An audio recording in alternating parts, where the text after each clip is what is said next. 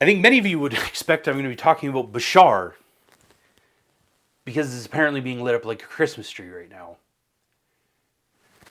But instead, I want to talk to you about Moses. In the very first wealth transfer,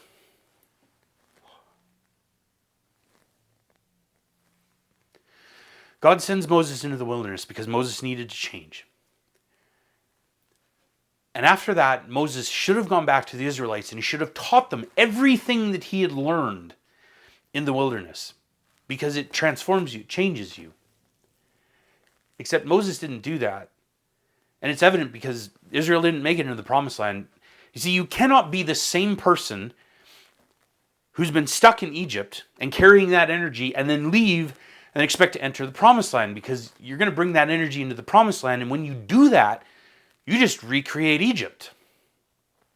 You cannot pour new wine into an old wineskin.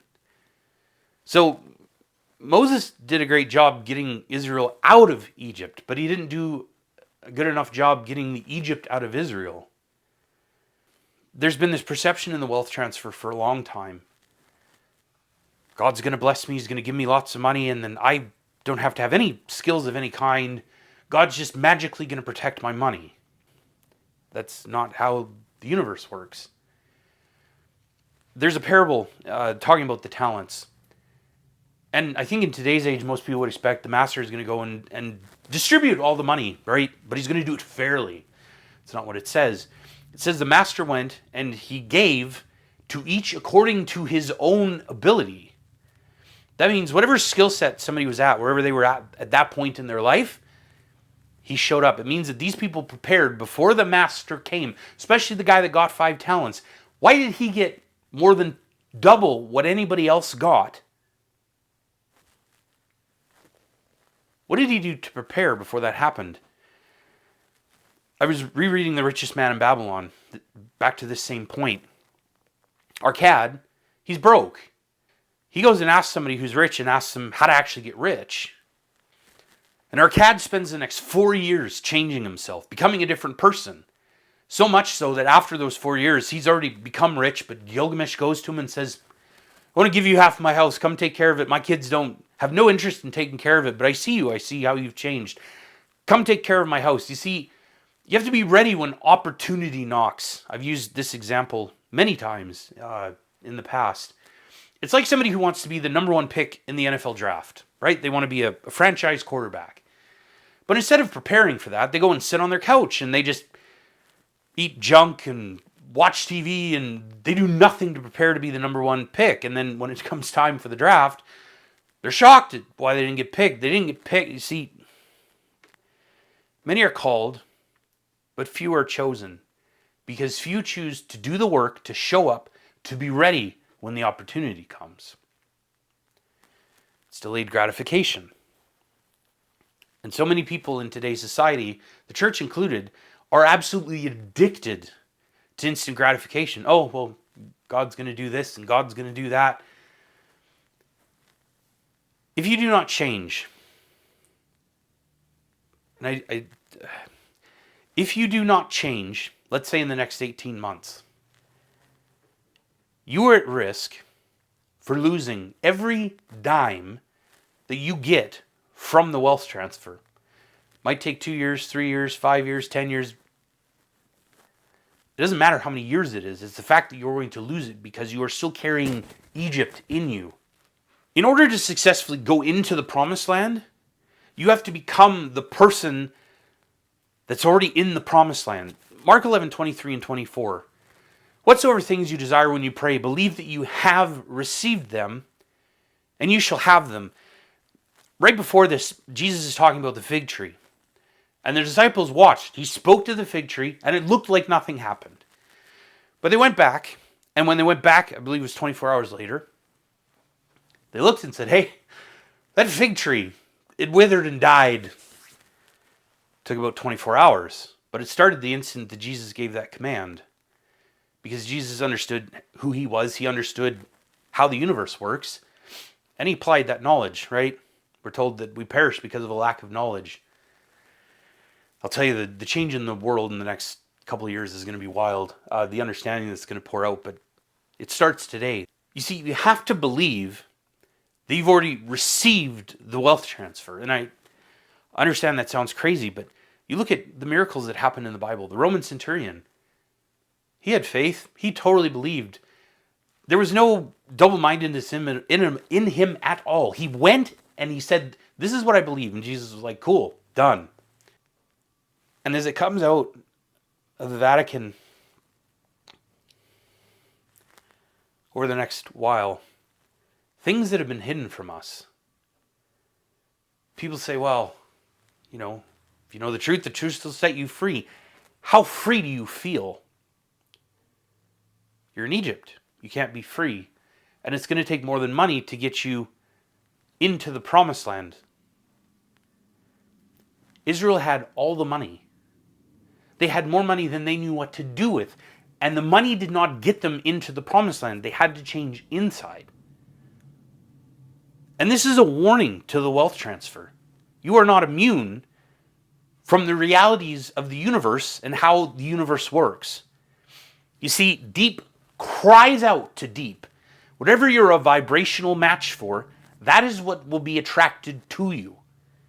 So if you bring this energy that you've had in Egypt for a long time and you go, I'm poor, I'm broke, $20, that's expensive. You use broke language and broke thoughts and you have broke energy, but you think money is going to change that. Money alone does not,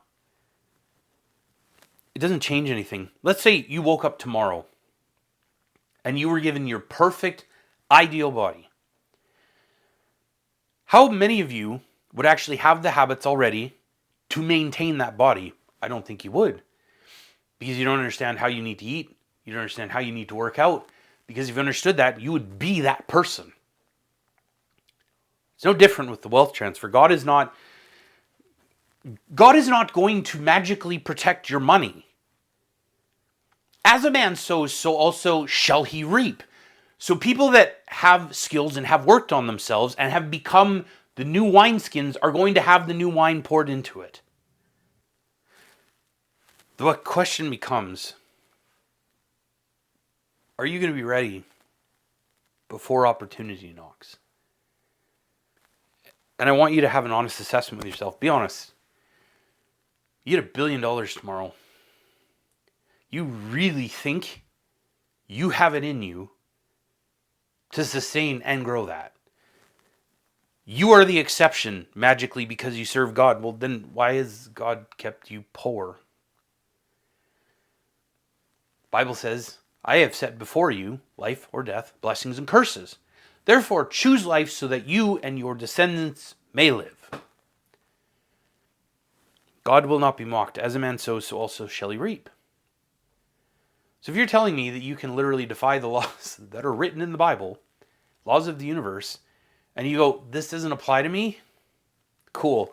For the rest of you, I want you to give an honest thought, because Bushehr is burning, apparently. I know they hit the military installations outside of Bushehr.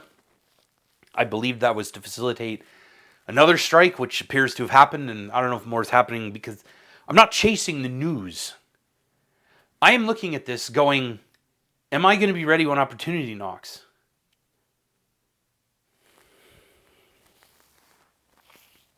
And I think many of you need to be asking yourselves that same question. I've changed dramatically in the last 16 months. And it's a work in progress. There have been significant changes, but I am constantly, my habits are improving, my thoughts. I'm dealing with all the trauma that I had from Egypt. But I want to remind people, in the initial prophecy that I had about Bushehr, I said God had told me